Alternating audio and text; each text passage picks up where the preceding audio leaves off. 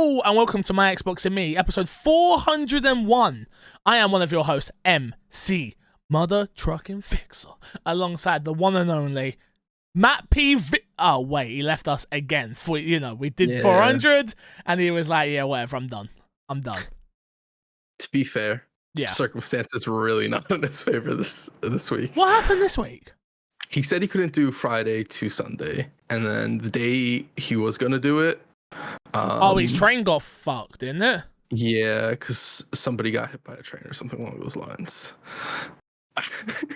And I'm not from the UK, so I don't know if that's like a dog ate my homework situation. No, it's not a dog eating my homework. No, people do jump in front of trains. Yeah, that is a. Oh, is that what happened? Unfortunately, yeah, probably. Okay. Yeah, it happens. It happens more frequently than you would probably think. Okay. It might not have been the reason, but I was just making a joke there. It might not have been, but whatever. Yeah. But yeah, Matt's not here. Crash, you're here. Hello, Crash. How are you? Oh, I'm doing amazing. That's good. I'm doing amazing for one particular reason, and it really got me giddy when I saw it. Go on. There was a tweet of you playing Assassin's Creed. No, we don't need to talk about it. No. Bro, they keep doing this, bro. This is the one thing I hate about Ubi, yeah? Like, don't get me wrong, love Ubisoft, love working for them, great company, I've had a great time, right? But they only clip out the bad moments. Like, the moments in which I mess up, that they never show when I'm playing Rainbow and I've just headshotted 3 people. Ever. It's not the bad moments, it's the funny moments. It's not funny to me, Chris, because then this comes you're not up. Funny when you play good, Fix. It would probably be you like really focused, sweat dripping down your forehead. They're like, we don't want that. That's boring. We've seen that before. There was this moment that UB UK tweeted out, which was, I go up, I'm playing Assassin's Creed, I go up and stealth attack somebody, they don't lose all their health. I then swing my axe and miss, and the guy one-taps me. And Little Smitty, I think it was.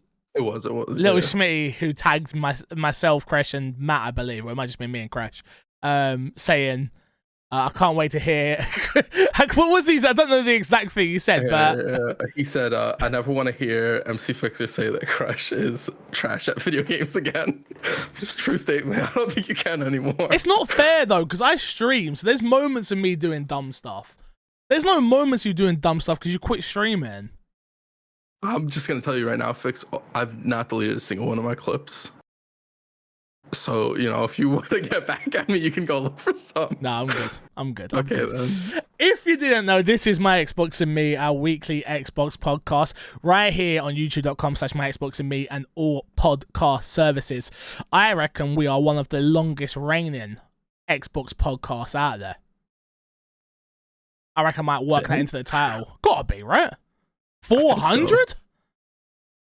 Yeah, I don't see a whole lot of... most of the Xbox podcasts I've seen are like high 200s. Yeah, these guys have come in now, mate. These guys have come in the good old days. Good. The good days. They weren't around for the bad days like me. If you want the show early, head over to patreon.com/mcfixer. I'm currently looking into trying to change the URL and everything. I tried to change it the other day. Had a few problems on it. It's not as easy. It's easy to change the name and the logo and all that stuff. Not as easy to change the URL. So, still working on that. So, patreon.com/mcfixer for right now. Shout out our Patreon producer this month. It is the one, it is the only Erengard. We do appreciate you, Erengard. Thank you. Topic of the show this week, Crash. Sad piece of news, but one that I guess we all saw coming. E3 2023 is officially cancelled. E3 2023 has officially been cancelled. This comes after numerous publishers like Ubisoft pull out of the event or confirm they won't be attending. E3 2022 was also cancelled, while E3 2021 took place in an extremely limited form. So E3 has definitely been on the decline since COVID, to be honest with you. COVID kind of killed E3. The 2021 one wasn't great. And then obviously 22 cancelled, 23 now cancelled. Yeah, I think I've got to come to terms with the fact that I will never get to go to E3, Crash, which it's upsetting. Yeah, I mean, you'll end up going to whatever E3 is reworked into in a couple of years. No, yeah. I don't think so. Well, unless I'm set. Okay, that's fair. You'll that's have fair. the opportunity. That's what I meant more so. I don't think I've never really, because we've got over in the UK, we've got EGX and we've got WOSD and we've got Comic Cons. We've got our versions of like those shows, and then obviously you guys have PAX. That's the one I was thinking of. PAX is pretty much our version of EGX as far as I can tell. And I've never been that interested in going to a PAX. So I'm at that point now where I'm like, you got nothing to go for. There's no reason to go to America. Like, obviously, I'm going to TwitchCon this year. And even that, I'm not going for TwitchCon. I'm going so I can go to Vegas. I think the next thing that might make you go to America at some point would be if they do another, the big Xbox showcase they did, the Fan Fest or whatever. Yeah, they do an XO so if they again. would do that in America, I could see you like possibly going for that. But other than that, no, I don't think there's really Game Awards. If I ever got invited to the Game Awards, yeah, that could be one for sure. I'd go for that, but that's about it. Would you? I guess the Game Awards is kind of like E3. I think there's a possibility of rubbing shoulders with the right people. Right, and that's ultimately the reason why I'd want to go to E3. Like, you're going to E3 because you want to see industry people, you want to make new connections, you want to build new relationships, etc., etc., etc. And yeah, it's to be fair, I've pulled back on events anyway. Like, I didn't go to WOSD this weekend. I haven't been to Comic Con in the last like 4. So like, live events for me has definitely been a thing that I've trickled back in my life anyway. So yeah, it's an interesting one. But yeah, E3 obviously. E3 was such a staple in my life from the last 10 years, I guess. For maybe a little bit less. Oh yeah, but that's probably about right, because I was watching the IGN about 10 years ago, right? So yeah, it's sad. It's sad to see.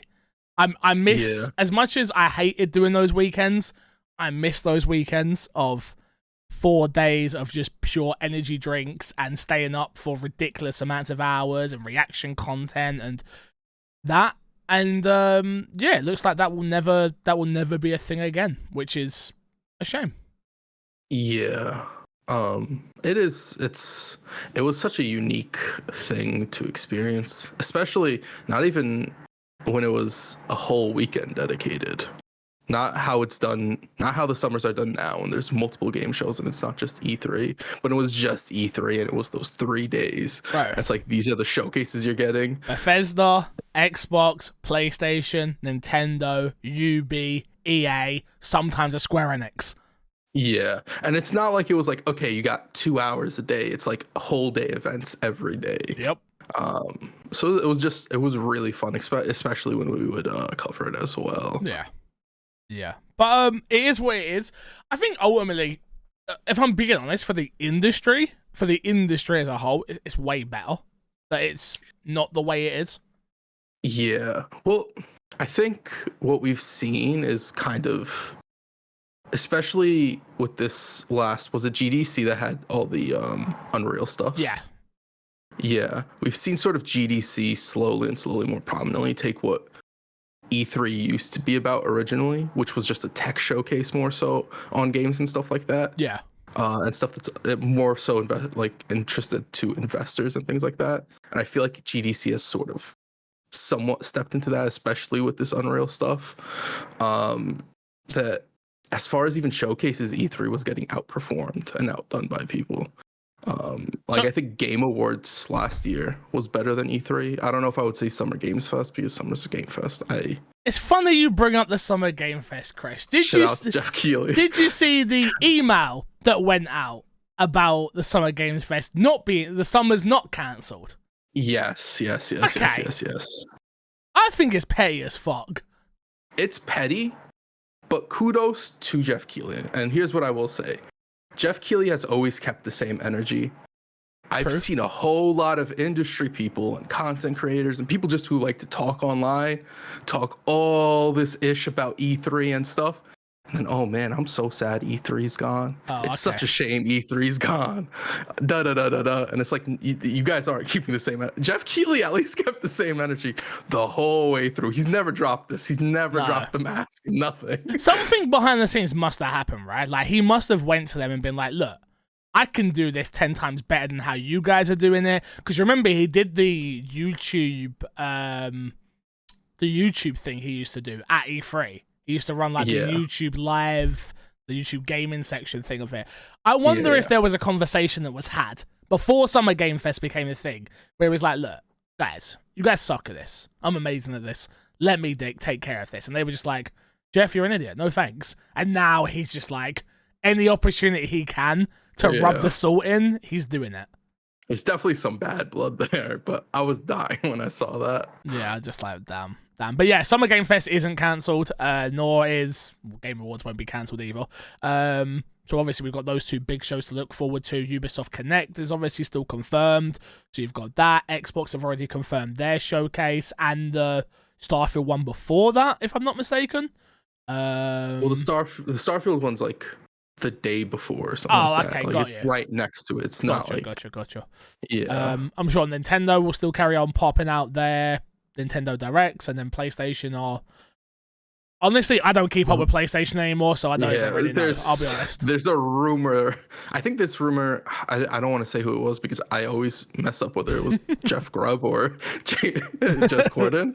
So I'm not gonna... Nah, that sounds like a Grubb more than a Corden, to be honest. I think it was a Grubb, but I'm not 100% sure who it came from. Is the point. Anyway, one of them, PlayStation event rumored to be before Xbox and the Ubisoft event. Gotcha. So we should have a good summer, and apparently from people who were in the know with what was going to be at E3, there were a lot of stuff that were actually still going to be shown and announced at E3. So I wonder where those will pop up, whether they'll find their ways into Xbox showcase, PlayStation showcases, or whether they'll start doing their own showcases. So studios who haven't normally done one. I know Konami was supposed to be going and a few other people. So it'll be very interesting to see how this summer turns out. Yeah, either way, keep it locked to obviously my Xbox and me. We'll try and do as many reactions as we possibly can to the ones we care about, ultimately. We don't cover everything anymore like we used to. Once upon a time, you would have got a reaction for everything. Nah, the ones we care about. Are you sad to see E3 gone, though? Or is this just a case of it is what it is? I was sad the year after Sony stopped showing up. So not that year that Sony stopped showing up, the year after that where it was like, oh, E3 really isn't the same anymore. Yeah. Or whatever the case, whatever that timeline ends up turning out. So like the news happening now is like, I had called it whenever Ubisoft put out their statement, as long as there is an E3, we will be there. I was like, E3 is getting canceled. So this one doesn't. This one doesn't really make me that sad. I've had time to deal with it. It's funny because I was in the office, obviously at UB a couple of weeks ago, and I was talking to my boss, and I was like, "Yo, guys, I see you're at E3. Like, if you want to send me, I'd love to go." And they were like, "Yeah, maybe." They didn't give nothing away. They absolutely, you're like, this guy doesn't know nothing. This guy's an absolute idiot.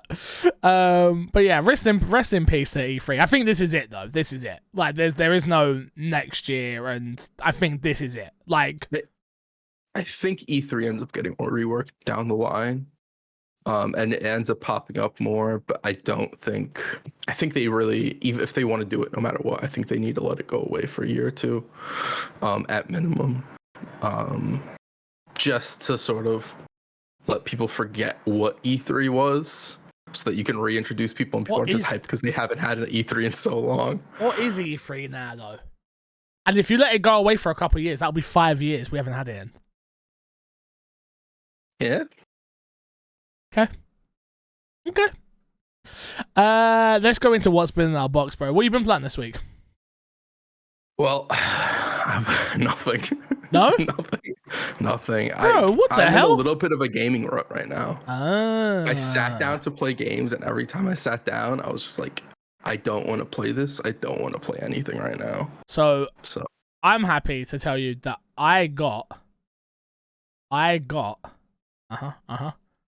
you're not gonna believe it. I got a key to Road 96 Mile Zero. I'm so happy. I haven't played it yet, but I am 100% looking forward to streaming that this week. I played a little tiny bit more of Resident Evil 4. And you're not. So there's no, again, I said this last week, I'll say it again. There's no denying that it's a great game.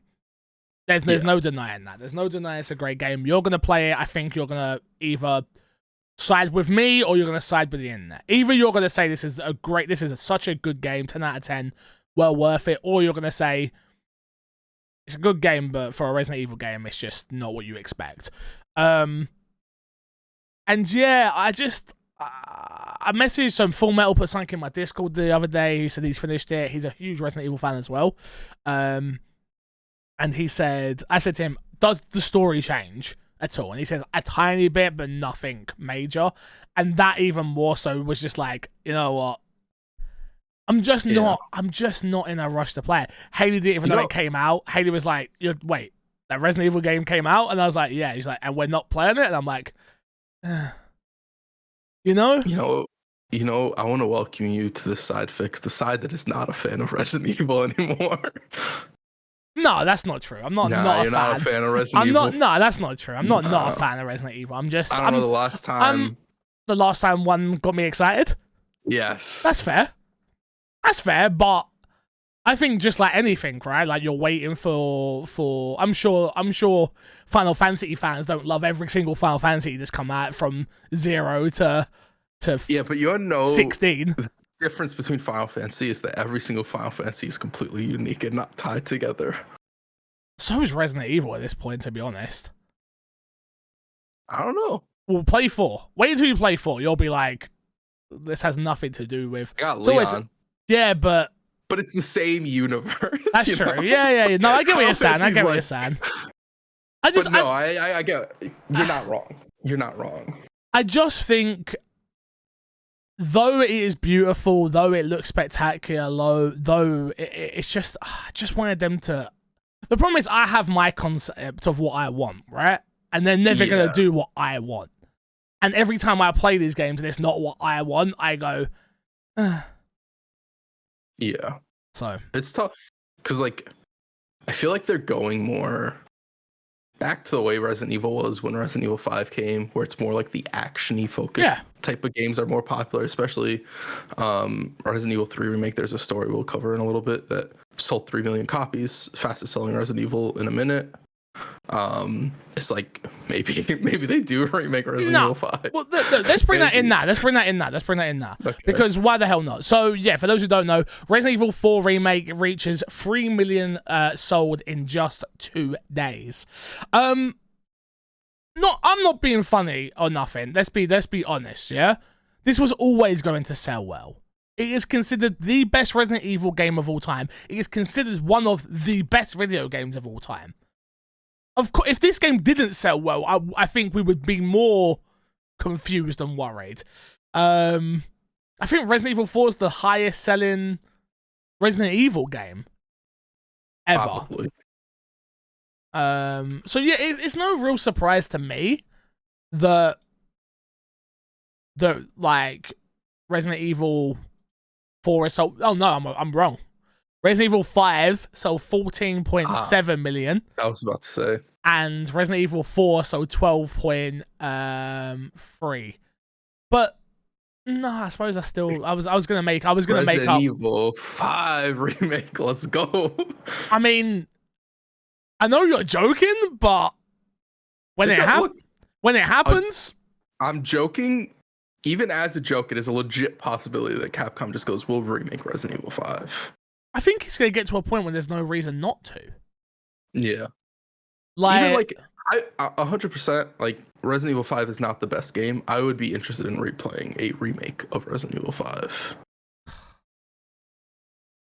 I mean, I like it more than 4 story, so. That's crazy. Story-wise. You put your boulders in 5. Yeah, but at least you have the characters I care about. Chris, Okay. Jill, Wesker, Okay. there's characters there that I enjoy. So Wesker's not in 4 at all. oh, Who's the main villain in 4? Chris, I can't spoil it for you. Okay, it's a spoiler. Got it. Okay, it's the little girl. Got you. I don't want to spoil it for you. Okay. Don't tell me nothing. Look, everyone listens to the podcast screaming right now. Just shut the fuck up, yeah? Because I know for a fact you're screaming. Just be quiet, okay? Cool. Thank you. I want you to play it because I want you to enjoy it. Okay. Because I generally think there's a chance that you will enjoy the game. All right. We'll see. Why are you saying that? We'll see. Because I don't think I will. You know when something's just really popular and you look at it and you're like, I don't think I'll like it because the expectations for it have been set way too high. Mm-hmm. I think that's Resident Evil 4 with me. Do you not think hearing me talk about it, though, has sort of helped lower that? No, because your opinions are all over the place with Resident. Like, I get your opinion for Resident Evil, so it doesn't affect Yeah. my I get what you like about Resident Evil and what you dislike, and so I get why you wouldn't like this. It's a bit like my opinion of Breaking Bad right now. So I'm watching Breaking Bad for the first time. Yeah. You watched it? I watched the first season once. Okay. I'm further than that. I'm season 3 or 4. And I'm watching it, and I'm like, this is a good show. This isn't the show that I expected it to be at all. Like, it's not even close to what I was expecting. But it's a good show, but it's just not what I was expecting. Interesting. Yeah. Okay. Yeah. So, it's interesting. Yeah, the first season was too slow. Didn't continue with it. Season 1 is very slow. Very slow. Yeah, I thought, to be honest with you, even the season I'm on right now, I'm like, come on. Slow. Come on, like Jesus, like yeah, it's a slow series, but I do like it. It's just different. Yeah, it's only 5 seasons, I think, as well. It's not very long. No, which is nice. Let's jump into this week's dashboard and get through the news, shall we? Microsoft puts an end to the $1 Xbox Game Pass Ultimate trial. Pour one out for the homies. New Game Pass subscribers can no longer get the first month for $1 as Microsoft has stopped offering it as an introductory Game Pass promotion.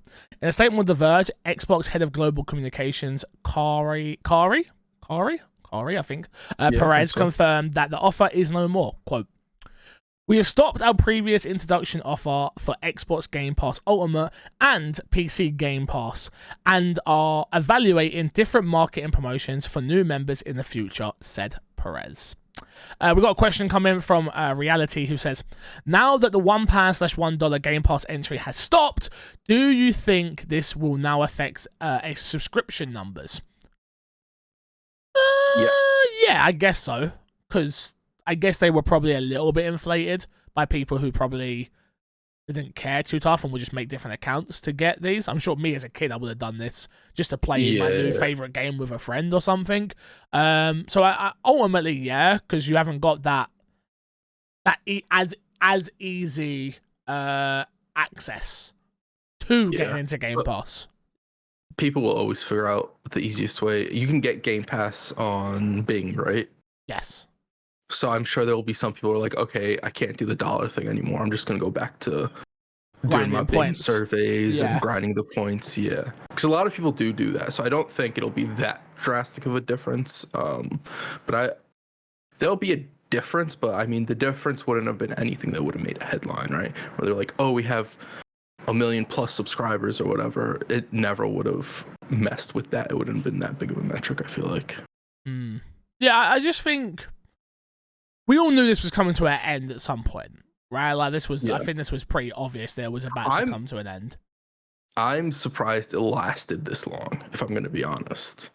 I think they knew that they had to take a hit to get some recurring customers, and they've clearly seen the data. But you know what I mean? This is a multi-billion-dollar company. Like they've probably seen the data and gone, okay, now is the time we can pull the trigger on this, and it probably not. There's no outrage by it. I've not seen anyone be like, oh my God, Microsoft, how dare you do this, like, or anything like that. So I imagine that means people have already bought a bunch of Game Pass and they've seen that, or they've seen they have enough subscribers at this point. They don't think there's going to be a massive drop off or something. They Yeah. know what they're doing at the end of the day. Well, the timing was perfect with this story, and I think I forgot to add it actually. The family share, which Yeah. which was leaked to be coming out everywhere, and they corrected it, and we're like, it's only coming out in certain areas right now. And it's $45. I forget from where, because I don't think it's like American dollars or pounds. So from what we know so far, if I'm not mistaken, so the thing came out and it was $39.95, but we didn't know what region that was. So most of the internet assumed it was Australia or New Zealand. Microsoft have come out and it said that it's going to be, if I'm not mistaken, it's going to be in these regions, being Chile, Hungary, Israel. No, they've expanded to those places. That's not where it is. So it's like where it was already being offered, because I know it was offered in a couple of places. So let me see if I can see this. New annual plan name. Sorry, I'm just trying to get you the information that you need. Here we go. Update. The plan has been reported to be $25 for the US. The initial price was shared by multiple sources based on New Zealand conversion, which is $25.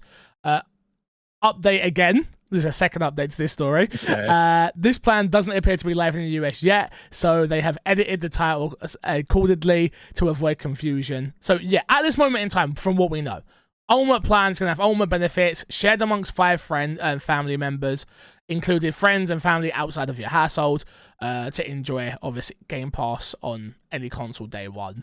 And yeah, it's looking like it's going to be $25. Yeah. We've had this conversation so many times about how much it should cost and what's the right move, and $25 a great price. I don't think it ends up being $25 because that's $25 just converting the value from. I don't know. It just doesn't feel right. It's $5 each. I feel like it'll be more expensive, is what I'm saying. That feels on the cheap side for like what's being offered. But I guess if you do it $25, even people with 2 and one person might go away, it's like, oh, we'll just do the 25. And then you could possibly get someone else in. Exactly. So I see like possibly 25. I don't know. Part of me is just like, that's too good of a deal. I don't trust no big company to do a deal like that. I mean, Microsoft have been pretty good as of lately, to be fair to them. Like, that's true. So yeah, I don't know. I see it personally. I can see it being 25. I just I don't know, man. It's weird. It's not something that I actively think about at the moment. Well, I mean, you don't need it because you still have. I still got a bunch of Game Pass. I've still got probably another year's worth. Yeah. Yeah. Do you remember that? Do you remember when I went to EGX and I come back with those wads of Game Pass they were giving out? Yeah. And I was just giving out codes to everyone. Yeah. See, I was a good friend. You have to believe in me. I was giving away a bunch. Next up. Wait. I've never said that you weren't a good friend. Where did that energy come from? Just making sure. Okay. Next up, Sega and Tencent are also not attending E3 2023. Obviously, it's cancelled, so this is kind of, you understand why now it was all cancelled. Yeah, there's not much more to add on here. Like, this is what happened. Ubisoft came out, Sega came out, Tencent came out, E3 got cancelled. So that's pretty much what you need to know on that story, to be honest. Multiverses Early Access closing in June. Full release window confirmed.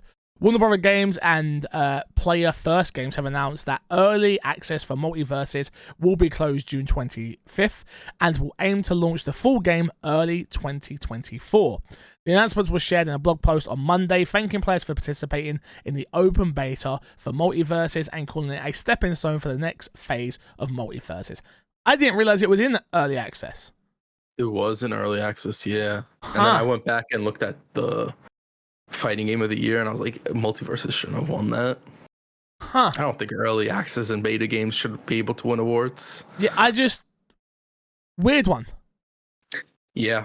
It sucks for the people who put $100+ into this game. So what? That's it? Access. Well, No, it'll come back in early 2024 for the full release. Yeah, but you can't play the game anymore? You can play the game, you just can't play it online. So wait. You gotta find a local friend, hit him up, and be like, "Yo, you want to do some multiverses? Do you pay all this money? Y, and Z skins."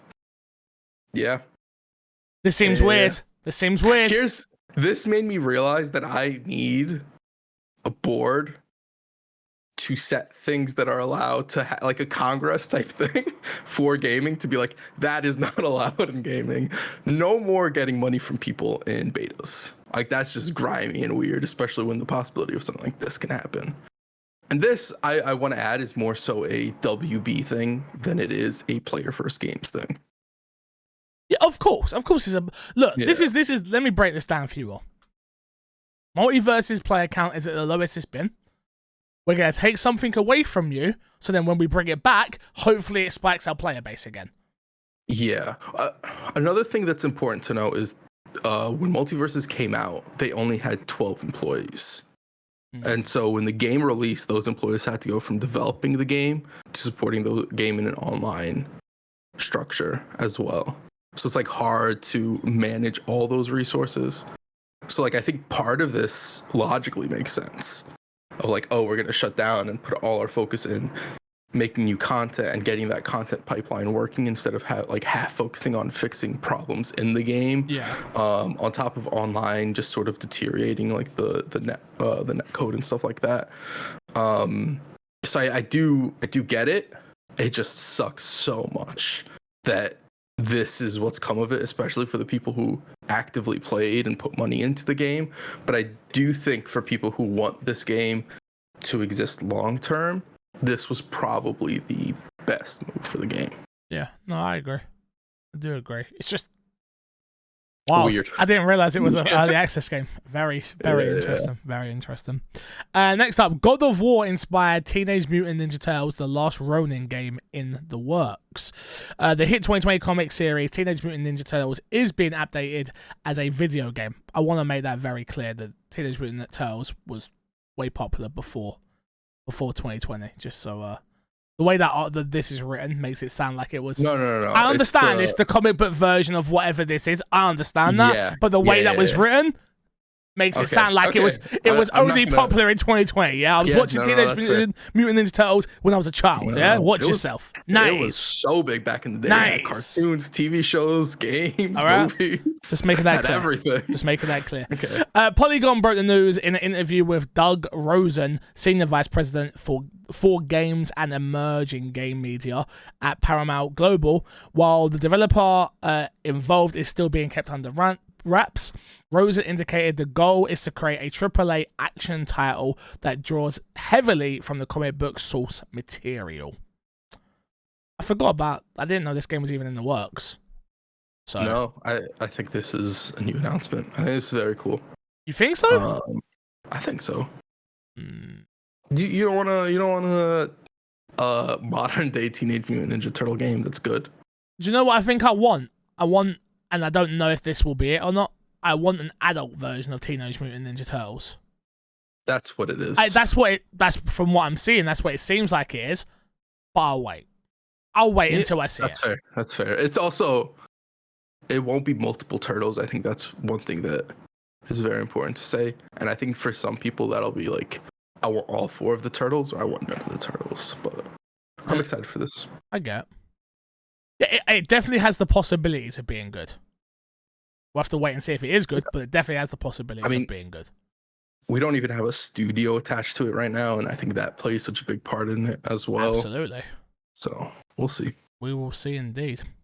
Next up, US Congress reps have accused PlayStation of paying to block Xbox games in Japan. Microsoft is trying to buy Activision. We already know this. Sony, PlayStation have been vocal in opposite, blah, blah, blah. This is what we need, this part of the arc.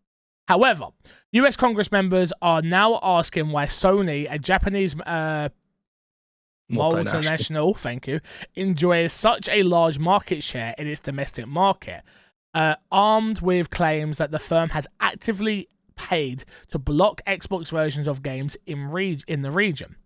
Okay, we've got some questions here. So is this for this, yeah?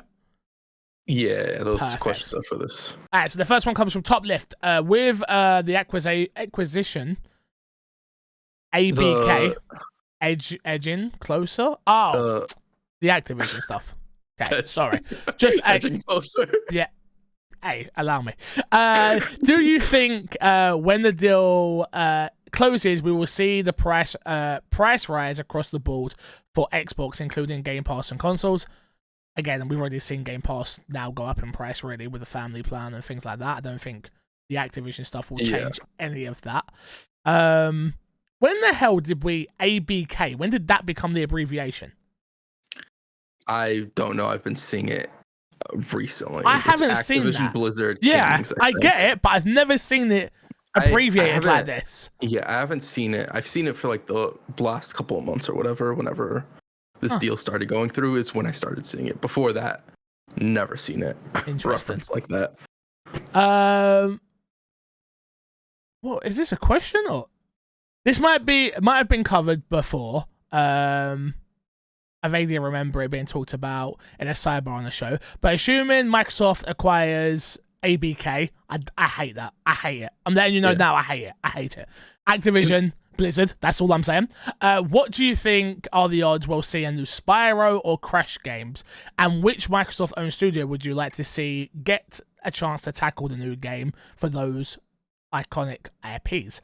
Well, if the deal goes through, they will own. Who've done the Crash remake? The toys. Toys for Games. Toys for Games, yeah. And they've made Crash, and they've made Crash, so they'll carry on making Crash. I would say Rare, but I feel like Rare's so different from when they used to make those type of games that it wouldn't be. No. I don't know. Well, I think that you've already got the studios in place. I think the thing with this deal isn't going to be about changing up who develops what and things like that. I think it's to get more games out there with a less need for sales. So a game like Crash Bandicoot 4, which was I think it was 4, which was really good. I remember playing it. I remember doing like a little bit of a Let's Play series. Like, really good game, reviewed really well. I don't think it sold badly, but I don't think it would have done the numbers that Activision as a whole would have needed it to do. But now, if Xbox own them, they don't need this to be good because they just need to keep providing content to Game Pass.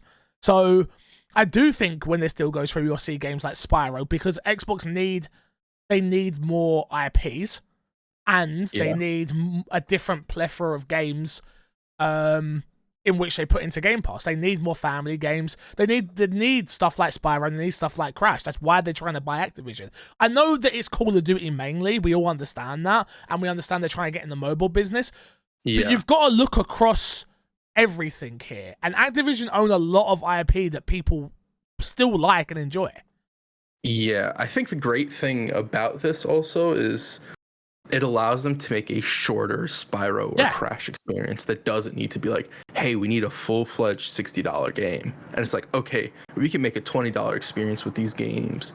And I feel like those games would live, or the genre. I don't know about 20, but titles. I get you.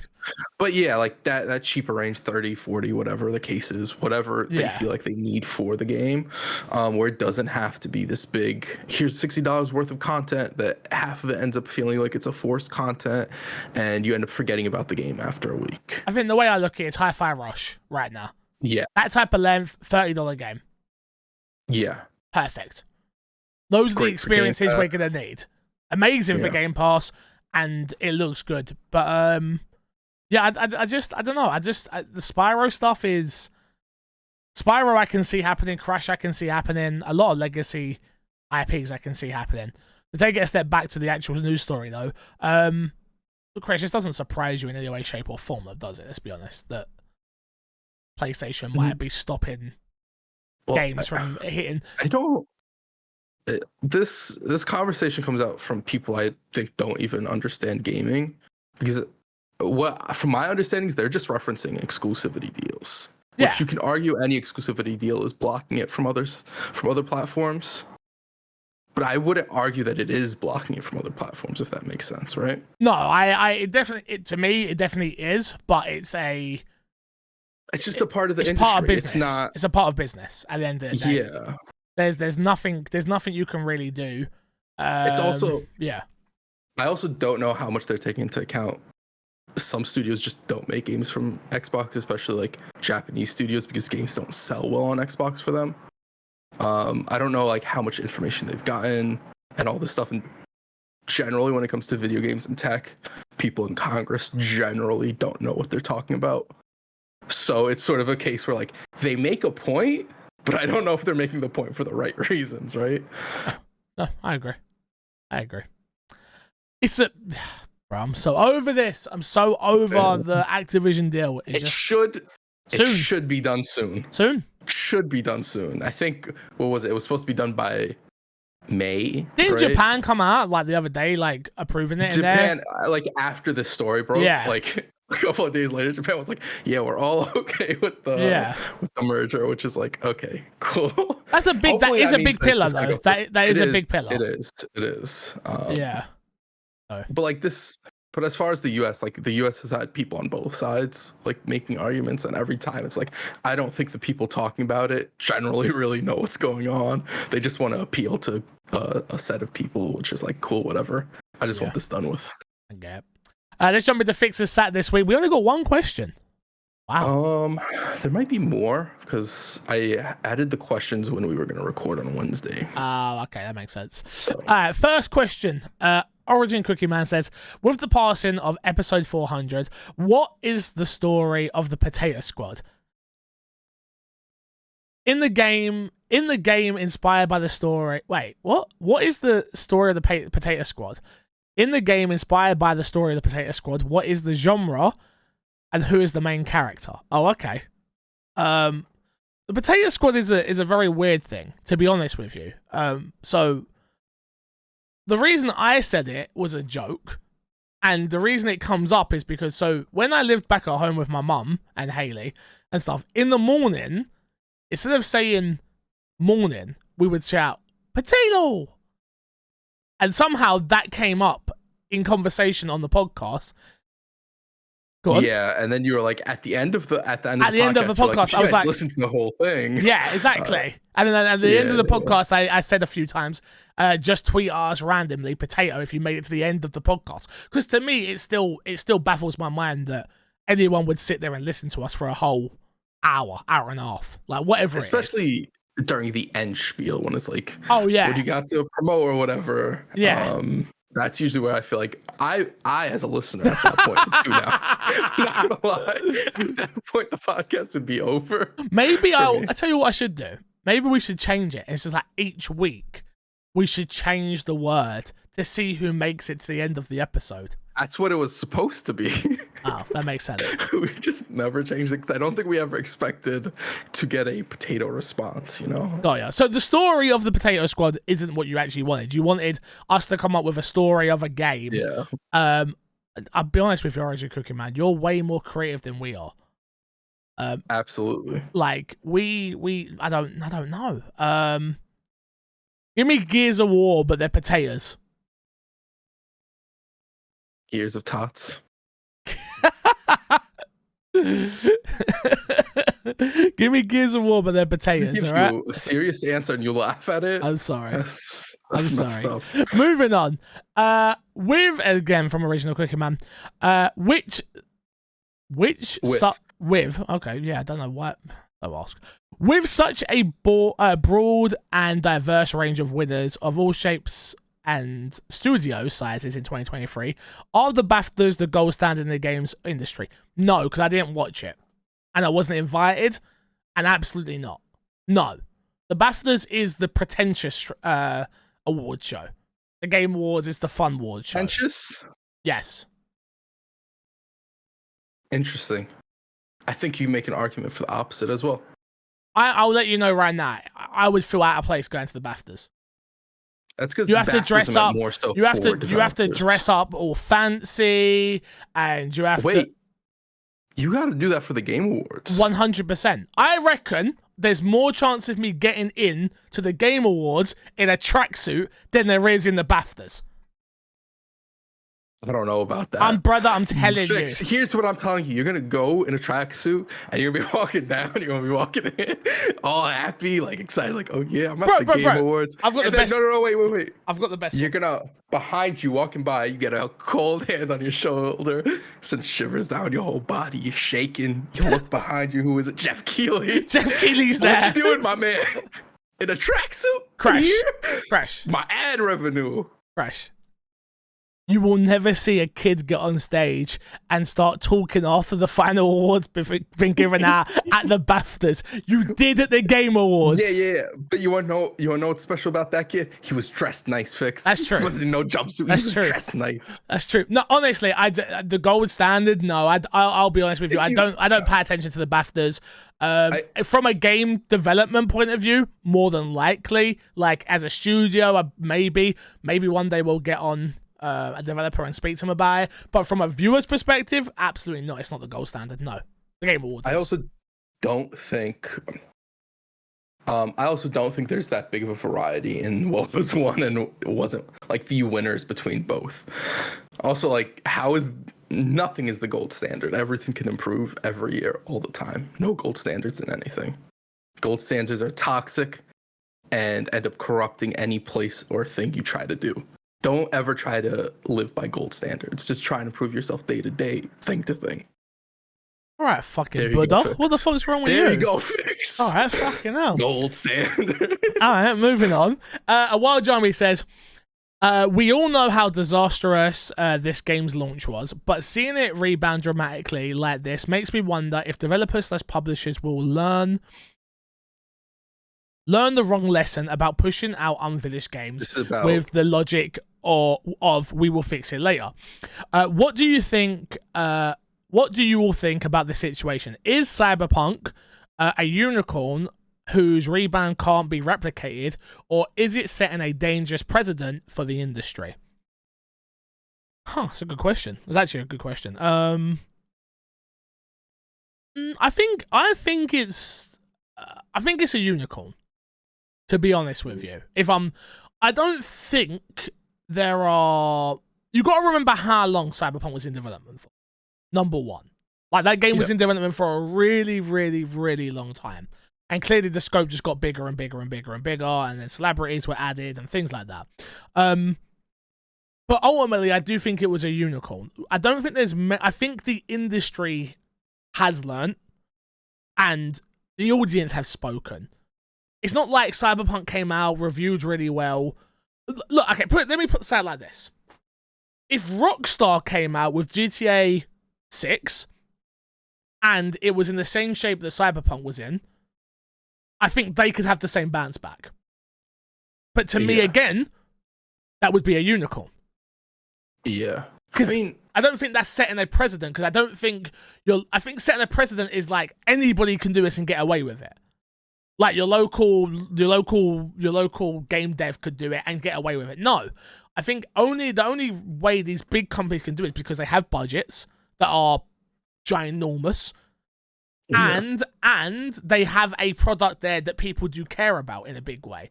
So I do still think it's a unicorn situation, though. Also, if you were to look at anything like this and have it be for setting precedents, you would look at No Man's Sky before you would Cyberpunk. But that bounce back as well. Yeah, that was a unicorn.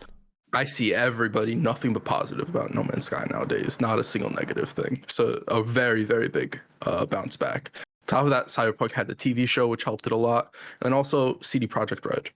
At the time, probably you can make an argument for the biggest developer at the time. Yeah, coming off of Witcher, huge anticipation for Cyberpunk. Certainly in that release period, like I don't think there was any developer that was like coming close. And the reason it had such a big bounce back was because it had such a big fail in front of everybody, right? Yep. Like, oh, this game isn't what it's supposed to be, et cetera, et cetera. People really like the setting, whatnot, and stuff was just wrong with it.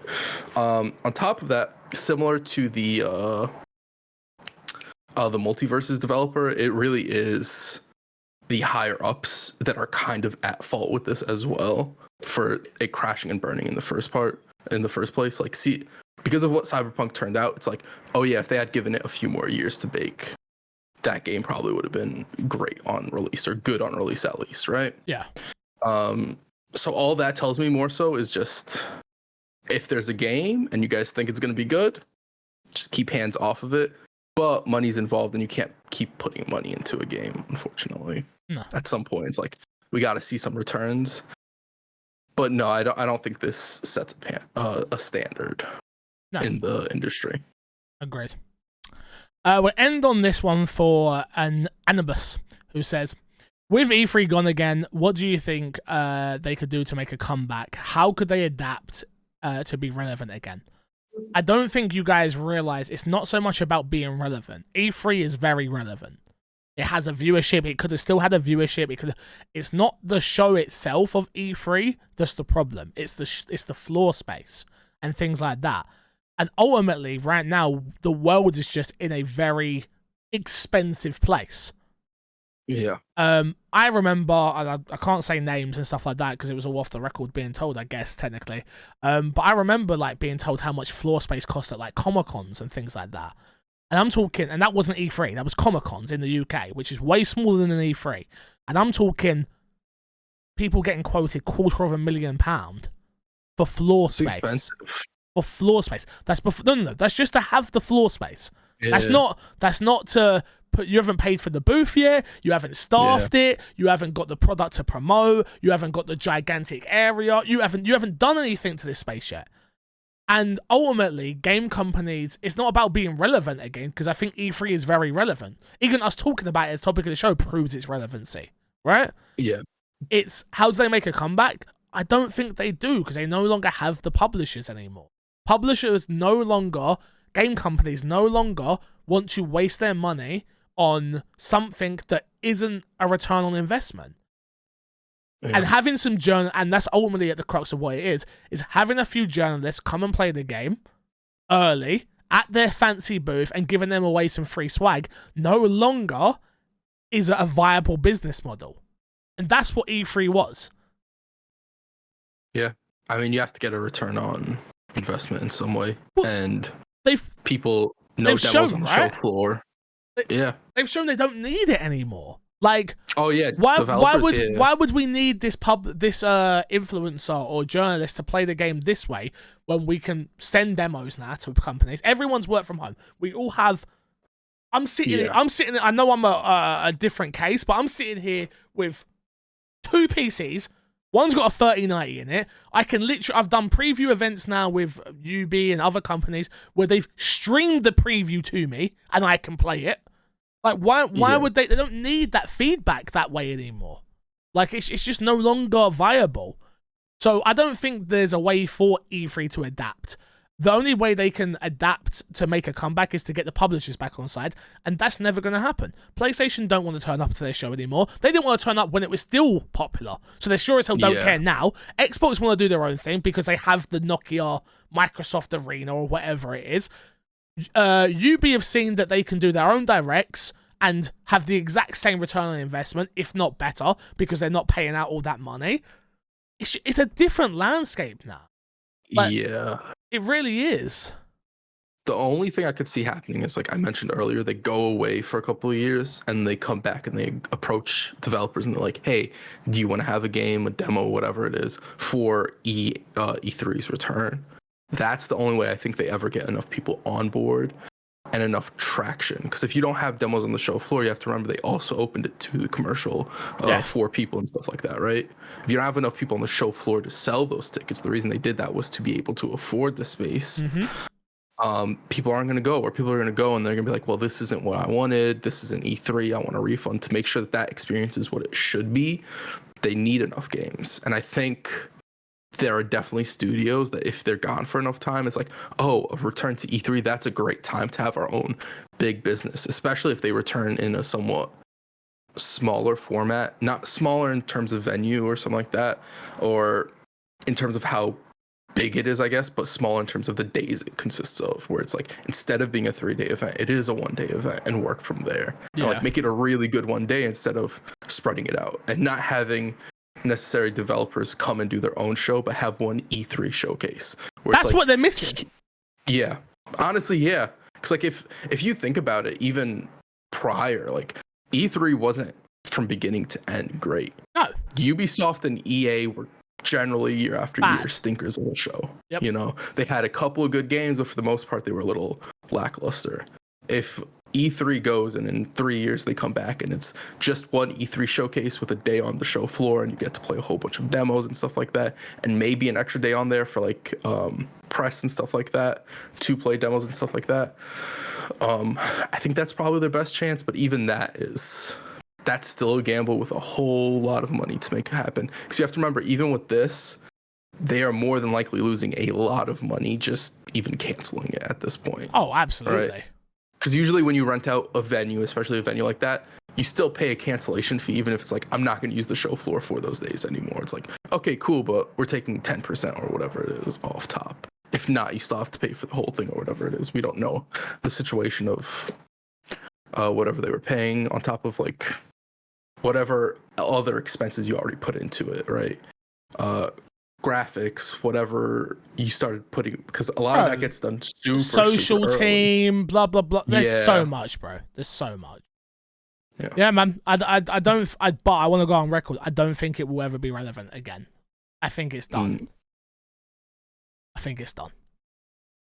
So I think it's a safe bet. All right, we'll stop it there for this week, Crash. What you got to plug this week, my friend? Matt P's Twitter account. I don't think he even tweeted that he wasn't going to be on the podcast, but if you want Matt P updates, go over there. You can check if he's still alive, if he's not on the podcast. I respect it. I just put out a new song this week. It's called Slowly. It's probably going to be my last song that I put out for quite a while, actually. So, taking a little break from music and things. So, yeah, go and check that out on Spotify now. It's more like a singy song. It's not rappy. So go check it out if you're into that type of music. Apart from that, make sure you hit the subscribe button on the YouTube channel. And yeah, man, we're still internally having discussions about where to stream. I really want to move us to Twitch. So we'll keep you updated on that. But yeah, until next time, we will love you, leave you, and see you all later.